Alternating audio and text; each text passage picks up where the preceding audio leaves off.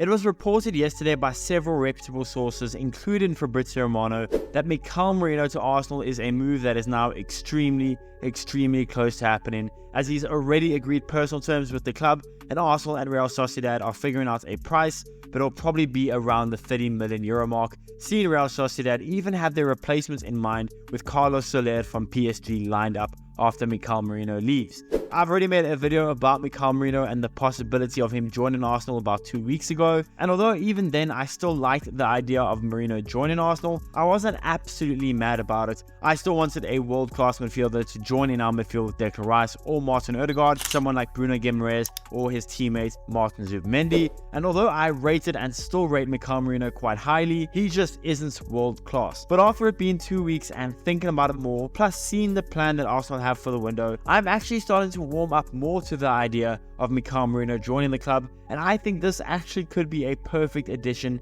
to this Arsenal midfield. But why do I think this, and just how could Mikel Merino fit into this Arsenal team? Well, that's what we'll be talking about today. So what's going on, everyone? You are listening to Gunner Central here. I hope you're all doing well. Please be sure to like the video, subscribe if you haven't already, and let's get into it. Now, like I said in the previous video, Arsenal's transfer policy is slightly different to what I thought it would be going into this transfer window. At the beginning of the transfer window, I thought that the most important thing for Arsenal was to get maybe 2 heavy hitter signings and potentially 1 younger player for the squad. In my mind, our weaknesses were the right wing, and I mean it still is the right wing, because we certainly still need cover for Bukayo Saka. I thought we need a world-class midfielder and potentially even a lethal striker up front. But now looking at it, Arsenal's transfer policy is different to what I thought it should be, and it's probably a more responsible and just maybe better overall policy than I thought we should have had. Hence why they have a job at Arsenal and I clearly don't. But their idea seems to be to just add more bodies, add in more depth, add in more quality of depth to the squad.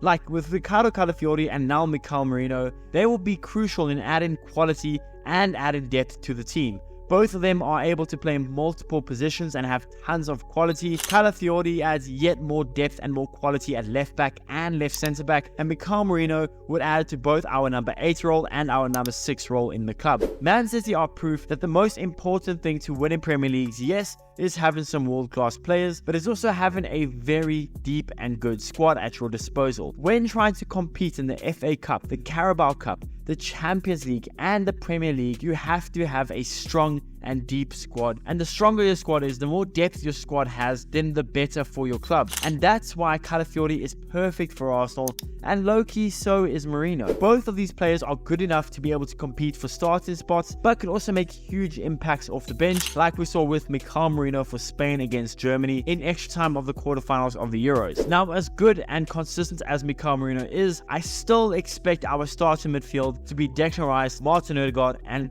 probably Thomas Partey. But that means off the bench for the midfield, we would have the likes of Fabio Vieira, Jorginho, Mikel Merino, and even potentially Ethan Nwaneri. That is some really solid depth in the midfield. Now, like I said in the previous video about Mikel Merino can essentially play all over the midfield. Now, his first and foremost best position probably is at the number 8, but he can certainly play as a holding midfielder, or even if absolutely needed, Mikel Merino can play and has played as a number 10. Merino is a pretty well-rounded player, either on the defensive end of the ball, possession end of the ball, and even he's pretty impressive as a goal-scoring midfielder. Mikel Merino is absolutely amazing in the air, ranking in the 99th percentile in aerial duels won for midfielders. He's very strong in the tackle, he's good at tackling and just getting around the middle of the park. He's fairly good at progressive passing, he's surprisingly good at goal scoring for a midfielder, seeing himself rank in the 94th percentile in non-penalty goals as a midfielder. He's also surprisingly not bad as a dribbler. Mikel Merino is an extremely well-rounded player that will only add to our depth all across the midfield,